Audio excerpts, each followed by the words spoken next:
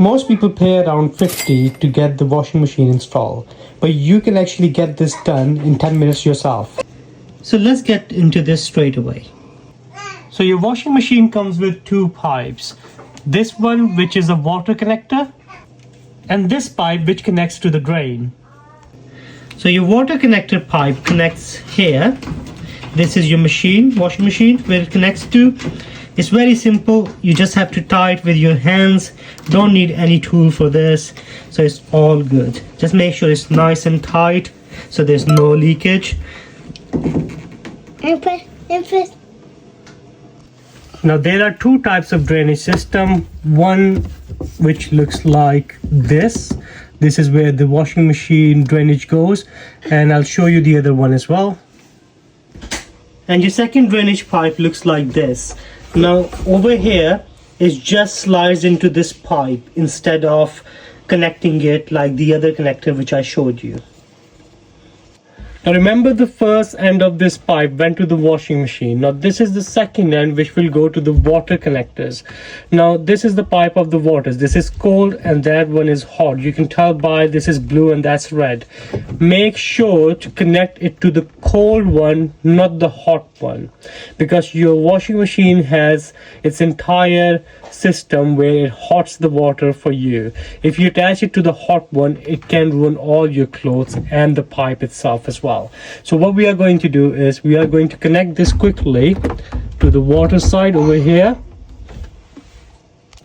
So let's connect that quickly. Again, you do not need any tools for that. Your hands are, just make sure it's tight enough. And to check if there's any leak anywhere, just turn the water on from here. Can you hear this noise? Which means the water actually turned on. Now let's check behind the washing machine if there's any leak. As you can see, there is no leak around here or anything. But what's the best way to do is to always run one cycle of washing, empty washing machine, and see if there's any leak on the drainage side as well. We are quickly going to run a cycle and see if there's any leaks or anything. So I will run it on a quick cycle, which is 14-minute cycle here, and let's see. So first you want to hear the sound of the water. You can hear that, which means your water should be coming out in here, and that shows that the water is connected right,